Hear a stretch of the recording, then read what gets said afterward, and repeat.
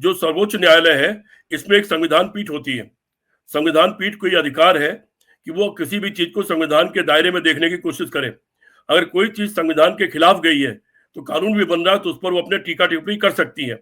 उतना भी करने की कोशिश नहीं हुई। अच्छा होता कि ये इसके ऊपर संविधान पीठ को डाल देते, इस पर संविधान पीठ निर्णय करे। फिर जो निर्णय आता तो लगता तो कम से कम न्याय के लिए सुनवाई हुई।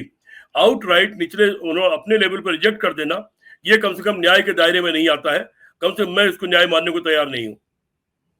सर, जहां 1 तारीख को अमित शाह पर सुनवाई है, वहीं पर 3 तारीख को उसके एक दिन बाद ईवीएम पर भी सुनवाई है। सर, आज आपकी बातों से मुझे ऐसा लग रहा है जैसे कि आप बहुत नाउम्मीद हैं इस वक्त कोर्ट को लेकर। अक्सर आप बहुत जोश के साथ तमाम सवालों के जवाब देते हैं, लेकिन आज काफी नाउम्मीदी के साथ कोर्ट की चर्चा कर रहे हैं। नहीं, मैंने संजीव खन्ना के बारे में भी जोश से बात की थी। इसके पहले जो चंद्रचूड़ साहब थे, जब नए नए आए थे, तो आपको ध्यान हो मेरी आपकी चर्चा हुई थी, और उनका उत्तर प्रदेश के चीफ जस्टिस के रूप में जो रिकॉर्ड था, उसके आधार पर मैंने तब भी कहा था कि अब न्याय मिलेगा, अब सचमुच न्याय मिलेगा और सरकार के कब्जे में वो नहीं आएंगे। लेकिन उनके सारे न्याय आधे अधूरे रहे। आधा न्याय किया, आधा छोड़ दिया, तो उन्होंने भी शर्मिंदा किया मुझे। संजीव खन्ना के बारे में मुझे ये लग रहा था कि इनको बहुत शॉर्ट टर्म मिला हुआ है, बड़े कम दिन के चीफ जस्टिस हैं। तो ऐसा आदमी आमतौर पर अपना इतिहास में नाम लिख के जाना चाहता है, और ये चाहता है कि उस पद की गरिमा को बचा करके जाए। लेकिन संजीव खन्ना भी मुझे लड़खड़ाते हुए दिख रहे हैं। सीईसी के सवाल पर संजीव खन्ना का जो रुख रहा है, वो बहुत ही बेचैन करने वाला रहा और बहुत निराश करने वाला रहा। इसीलिए मेरी उम्मीद टूटी है। इसीलिए आज मेरे उसमें ये उम्मीद वाली बातें नहीं हो पा रही हैं, आज निराशा की बातें। अब ये देखना है कि मेरी निराशा को उम्मीद में बदलने का काम 1 तारीख को और 3 तारीख को होता है कि नहीं होता है। इसको तो 1 और 3 तारीख को ही पता लग पाएगा। फिर हम आप उस दिन फिर बैठेंगे और फिर बातें करेंगे। दोस्तों नमस्कार, मैं हूं विनीता यादव और आप देख रहे हैं न्यूज नशा आदत हर खबर की। खबर ये है कि 1 मार्च को क्या होगा। क्या हमारे देश के गृह मंत्री अमित शाह को उनकी जबान की सजा मिलेगी? जो जबान से उन्होंने संसद में बोल दिया, जिसकी वजह से उनकी पार्टी भी डर गई कि भाई ये अमित शाह क्या बोल गए, जिसके बाद अमित शाह को खुद अफसोस होने लगा कि मैंने जो बोला है उसकी भरपाई कैसे होगी, इसका नुकसान तो नहीं हो जाएगा। क्योंकि इस देश के 16 से 17% दलित वोटर जो है वो उनसे अच्छे खासे नाराज हो गए, क्योंकि जो उन्होंने अंबेडकर को लेकर बोला, वो बयान तो आप जानते होंगे कि जब उन्होंने कहा था कि इतना अंबेडकर अंबेडकर करते हो, अगर भगवान का नाम जप लिया होता तो स्वर्ग मिल जाता। लेकिन यहाँ पर उन लोगों को स्वर्ग मिले या कुछ और, वो बात अलग है। लेकिन यहाँ पर अमित शाह को इन तमाम लोगों की तरफ से नाराजगी जरूर मिली। खुद उनकी पार्टी में आलोचना हुई, खुलकर भले ही ना हुई हो, लेकिन लोगों ने इस पर अच्छी खासी चर्चा की, जो कि उनके कानों तक पहुंचे के बाद अब सवाल ये है कि सीजीआई संजीव खन्ना जो है, जब से एक्टिव हुए हैं, तमाम बड़े मामले उनके सामने गए हैं, तो क्या कोई बड़ा एक्शन होगा अमित शाह पर? क्योंकि जब राहुल गांधी ने मोदी सरनेम को लेकर एक भाषण में, संसद में नहीं बाहर एक भाषण में जो बोला था, उसके बाद सांसदी बहाली तक कर उन्होंने मेहनत की, क्योंकि उस पर सवाल अटक गया, वो सांसद ही चली गई।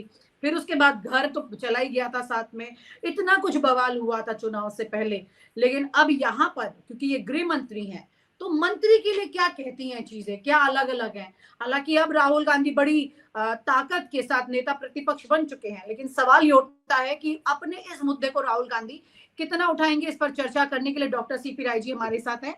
सर के साथ हम इस बात को आगे बढ़ाएंगे। सर, राहुल गांधी के साथ जो हुआ वो तो सबने देखा, हालांकि सुप्रीम कोर्ट आकर के उनको भी राहत मिल गई थी, तमाम चीजें हुई, लेकिन सवाल ये है कि इसी सुप्रीम कोर्ट में जब अमित शाह का ये मैटर सुना जाएगा 1 तारीख को, तो उनके लिए कौन सी नजर होगी? क्योंकि वो गृह मंत्री हैं इस देश के, सत्ताधारी पार्टी और कई राज्यों में उनकी सरकार है।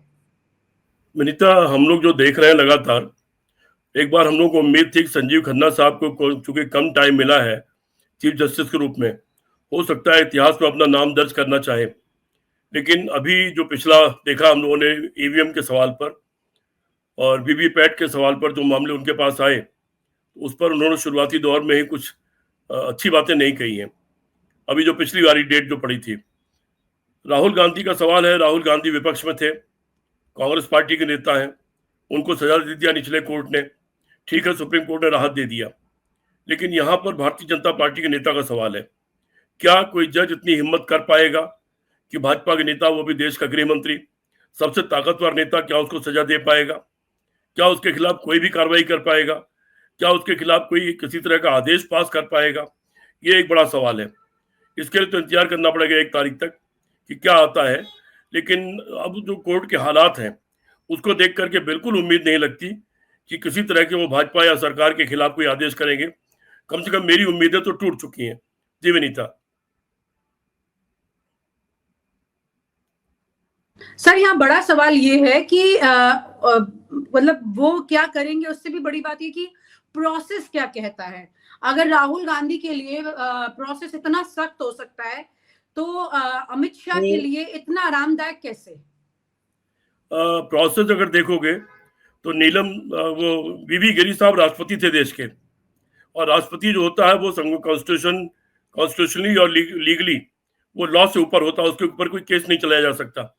लेकिन मुझे आज भी याद है कि वीवी गिरी साहब सुप्रीम कोर्ट में खुद पेश हुए थे, सिर्फ इसलिए कि कानून की मान्यता रहे, सर्वोच्च न्यायालय की मान्यता रहे, उसकी प्रतिष्ठा बनी रहे और वो सर्वोच्च है, ये सिद्ध करने के लिए वीवी गिरी साहब गए थे। वो नहीं चाहते उनका कुछ बिगड़ नहीं सकता था, राष्ट्रपति को इम्यूनिटी मिली हुई है तमाम कानूनों से, उनका कुछ होता नहीं। इसके बाद नरसिम्हा राव जो प्रधानमंत्री थे, आपको याद होगा कि उनके खिलाफ जो मामले आए तो विज्ञान भवन में एक विशेष अदालत के लिए कक्ष बनाया गया उनकी सुरक्षा के कारण, और नरसिम्हा राव लगातार हर तारीख पर उसमें पेश होते रहे। तो कायदा तो ये कहता है कि कोई आदमी किसी भी कितने बड़े बड़े पद पर हो।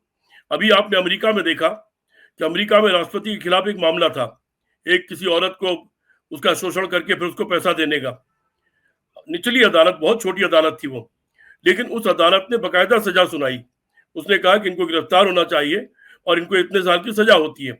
लेकिन फिर आगे उसने ये लिख दिया कि चूंकि वो राष्ट्रपति चुने जा चुके हैं और राष्ट्रपति को इन चीजों से इम्यूनिटी है, इसलिए वो गिरफ्तार नहीं होंगे।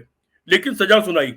सजा सुनाने के पीछे मकसद ये था कि उस अदालत ने, अमेरिका की अदालत ने यह सिद्ध किया कि उनके यहाँ कानून सर्वोच्च है, कानून सबसे बड़ा है, कानून सबसे ऊपर है और कानून से ऊपर कोई नहीं है। राष्ट्रपति पद को चूंकि इम्यूनिटी प्राप्त है, इसलिए वो बच गए। ये इतना बड़े पैमाने पर, इतने हाई लेवल पर यहाँ कोई निर्णय ले सकता है?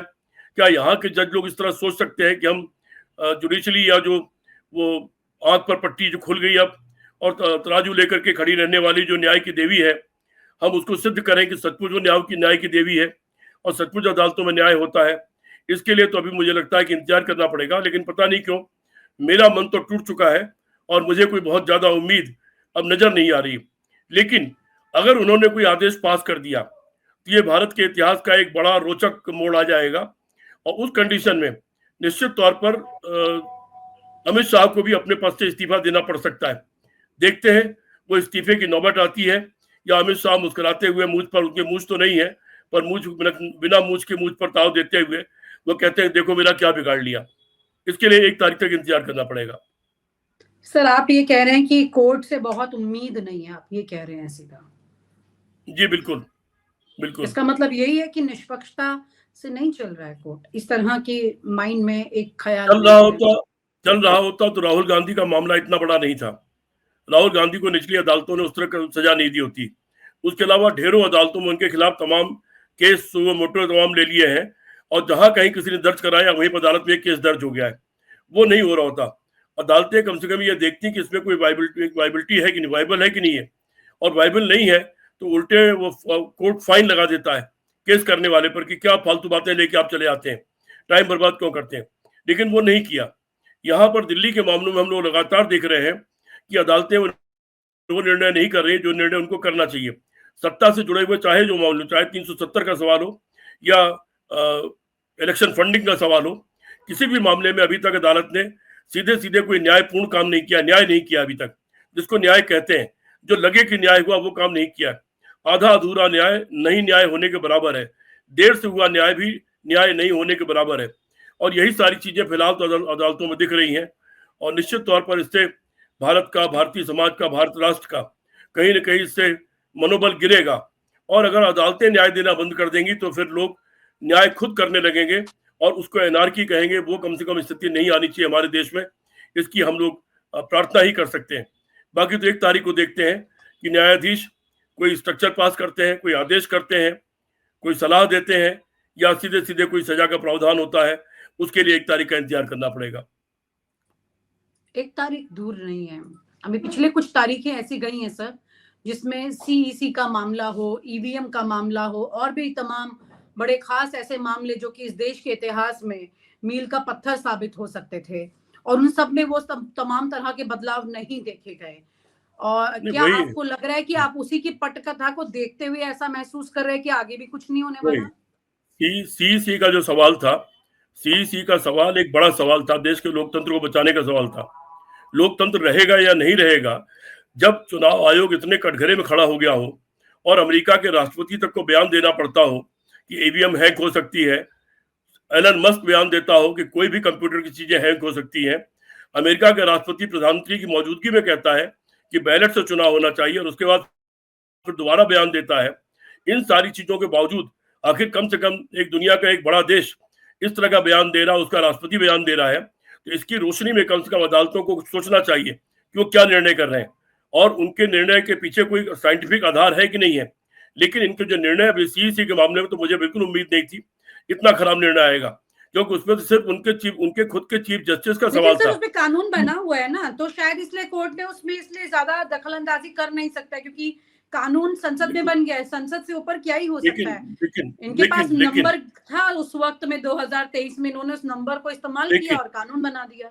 नहीं, लेकिन जो सर्वोच्च न्यायालय है, इसमें एक संविधान पीठ होती है। संविधान पीठ को यह अधिकार है कि वो किसी भी चीज को संविधान के दायरे में देखने की कोशिश करे। अगर कोई चीज संविधान के खिलाफ गई है, तो कानून भी बन रहा है, तो उस पर वो अपने टीका टिप्पणी कर सकती है। उतना भी करने की कोशिश नहीं हुई। अच्छा होता कि ये इसके ऊपर संविधान पीठ को डाल देते, इस पर संविधान पीठ निर्णय करे, फिर जो निर्णय आता तो लगता तो कम से कम न्याय के लिए सुनवाई हुई। आउटराइट निचले उन्होंने अपने लेवल पर रिजेक्ट कर देना, ये कम से कम न्याय के दायरे में नहीं आता है। कम से कम मैं इसको न्याय मानने को तैयार नहीं हूं।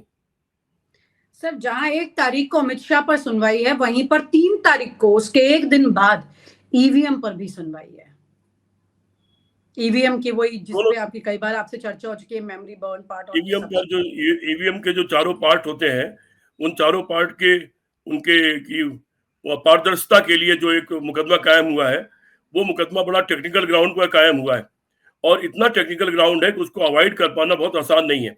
और फिर भी अगर अवॉइड करता है कोर्ट, तो कोर्ट के मुंह पर कालिक पुतेगी, और वो लोकतंत्र के जिंदगी में काला दिन होगा अगर अदालत उसके खिलाफ फैसला करती है। उसका दूध का दूध, पानी का पानी हो जाना, चाहे उसके लिए विदेश से इंजीनियर क्यों ना बुलाना पड़े, एक्सपर्ट क्यों ना बुलाना पड़े, उस पर इंजीनियर्स को बुला करके राय बात करना और उसकी पारदर्शिता को फिक्स करना, ये अदालत की जिम्मेदारी है। अदालत अगर ये नहीं करती है, तो इसका मतलब अदालत फिर पंगु हो चुकी है। अदालत अब अदालत नहीं रही, बल्कि वो भी सत्ता के पीछे चलने वाला एक संगठन हो गया है। फिर यही तय होगा। फिर इस देश में सीएजी के पद की बात करें, सीईसी के पद की बात करें, आरबीआई के गवर्नर के पद की बात करें, और जैसी बात आप कह रहे हैं उसके बाद तो अब सीजीआई के भी पद की अगर बात करें, तो तमाम सारे पद जो है वो आरोपों से घिरे हुए हैं। तो इस देश में कौन सा ऐसा स्तंभ है, क्या है फिर सर, जो डेमोक्रेसी को मेंटेन कर पाएगा, उसे बचा पाएगा? फिर तो जनता है। जनता आउटराइट 80-90% वोट एक तरफ कर दे। अगर जनता आउटराइट 80% वोट एक साइड में कर दे, 90% वोट एक साइड कर दे, तो जनता बचा सकती है। क्योंकि फिर उतना बड़ा घपला कर पाना इनके बस की बात नहीं होगी। सारी मशीनें ही बदल दे तो अलग बात है, नहीं तो इतनी उम्मीद भी इनको नहीं होगी कि जनता 80% वोट भी कर सकती है। जनता का वो मतदान 80%, 75% मतदान एक तरफा अगर हो जाएगा, फिर वो तरीका निकलेगा कि इनको हटा करके फिर नए सिरे से चीजों को क्रियान्वित किया जाए, लोकतंत्र की रक्षा की जाए। जी विनीता। सर, जहां पर अमेरिका की अगर बात करें, तो पिछले कुछ वक्त से ये देखने को मिल रहा है कि अमेरिका लगातार बैलेट पेपर को लेकर के फेवर कर रहा है। तो क्या आपको ये लगता है कि बैलेट पेपर की पैरवी इस देश में, क्योंकि यहाँ तो कोर्ट में अगर बैलेट पेपर की बात करते हैं, तो हमारे सुप्रीम कोर्ट की जो सीजीआई हैं, वो ये कहते हैं कि ये आइडियाज आपको कहाँ से आते हैं? मतलब ऐसा लगता है जैसे कि बैलेट पेपर के बारे में बात करना ना हो गया, गुनाह हो गया है। नहीं, अब विनीता, अब जो अमेरिकी राष्ट्रपति ने कहा है, एलन मस्क ने कहा है, इसके बाद ये मुद्दा बड़ा गंभीर हो गया है। इसको हल्के से नहीं लिया जा सकता। इसके लिए चाहे 10-20 बड़े वकीलों को खुद लड़ाई लड़ने पड़े, जो चाहते हैं कि देश में लोकतंत्र जिंदा रहे, उनको मिल करके लड़ना पड़ेगा। एक वकील नहीं, 4, 6, 8, 10 वकील इसको मिल करके इस लड़ाई को लड़ेंगे। भाई, अमेरिका भी कह रहा है कि बैलेट पेपर होना चाहिए। अमेरिका लोकतंत्र का एक बहुत पुराना लोकतंत्र है, 200 साल से ज्यादा पुराना लोकतंत्र है, और वहां लोकतंत्र का मतलब सचमुच लोकतंत्र है, क्योंकि वहां तो चुनाव लड़ने के लिए भी चुनाव लड़ना पड़ता है, और बहुत ही अति लोकतंत्र वहां पर है। तो वो देश, भारत बड़ा लोकतंत्र है लेकिन अमेरिका पुराना लोकतंत्र है, इंग्लैंड पुराना लोकतंत्र है। उस देश में अगर ये बातें हो रही हैं तो उसको गंभीरता से लेना ही पड़ेगा, उसकी उपेक्षा नहीं हो सकती। और मुझे लगता है कि अगर उसकी भी उपेक्षा होती है तो फिर ये अंधेरगर्दी होगी, ये न्याय नहीं होगा, फिर अंधेरगर्दी होगी और फिर न्याय पर से लोगों का विश्वास उठ जाएगा। जी विनीता। सर, आज आपकी बातों से मुझे ऐसा लग रहा है जैसे कि आप बहुत नाउम्मीद हैं इस वक्त कोर्ट को लेकर। अक्सर आप बहुत जोश के साथ तमाम सवालों के जवाब देते हैं, लेकिन आज काफी नाउम्मीदी के साथ कोर्ट की चर्चा कर रहे हैं। नहीं, मैंने संजीव खन्ना के बारे में भी जोश से बात की थी। इसके पहले जो चंद्रचूड़ साहब थे, जब नए-नए आए थे, तो आपको ध्यान हो मेरी आपकी चर्चा हुई थी। और उनका उत्तर प्रदेश के चीफ जस्टिस के रूप में जो रिकॉर्ड था, उसके आधार पर मैंने तब भी कहा था कि अब न्याय मिलेगा, अब सचमुच न्याय मिलेगा और सरकार के कब्जे में वो नहीं आएंगे। लेकिन उनके सारे न्याय आधे अधूरे रहे, आधा न्याय किया, आधा छोड़ दिया। तो उन्होंने भी शर्मिंदा किया मुझे। संजीव खन्ना के बारे में मुझे ये लग रहा था कि इनको बहुत शॉर्ट टर्म मिला हुआ है, बड़े कम दिन के चीफ जस्टिस हैं। तो ऐसा आदमी आमतौर पर अपना इतिहास में नाम लिख के जाना चाहता है और ये चाहता है कि उस पद की गरिमा को बचा करके जाए। लेकिन संजीव खन्ना भी मुझे लड़खड़ाते हुए दिख रहे हैं। सीईसी के सवाल पर संजीव खन्ना का जो रुख रहा है वो बहुत ही बेचैन करने वाला रहा और बहुत निराश करने वाला रहा। इसीलिए मेरी उम्मीद टूटी है, इसीलिए आज मेरे उसमें ये उम्मीद वाली बातें नहीं हो पा रही हैं, आज निराशा की बातें। अब ये देखना है कि मेरी निराशा को उम्मीद में बदलने का काम 1 तारीख को और 3 तारीख को होता है कि नहीं होता है, इसको तो 1 और 3 तारीख को ही पता लग पाएगा। फिर हम आप उस दिन फिर बैठेंगे और फिर बातें करेंगे। जी विनीता। जी सर, वक्त आता है हम बात करते हैं, चर्चा करते हैं, सवाल उठाते हैं। कई चीजों पर ऐसी चर्चा होती है जो कि बहुत जरूरी भी होती है, लेकिन अफसोस की बात यह है कि लोकतांत्रिक देश में जिस तरह के हल निकलने चाहिए अभी वो नहीं दिख रहे। सरकार किसी की भी रहे, लेकिन वो लोकतांत्रिक तरीके से काम करे, ये जरूरी है। उससे कोई फर्क विनीता, मैं नहीं। एक बात, आपने बहुत अच्छी बात कही, सरकार किसी की रहे। सरकार तो इंदिरा गांधी की भी थी ना। इंदिरा गांधी तो स्ट्रांग तो कोई प्रधानमंत्री नहीं हुआ, जवाहरलाल नेहरू की भी थी, लाल बहादुर शास्त्री की भी थी, नरसिम्हा राव की भी थी।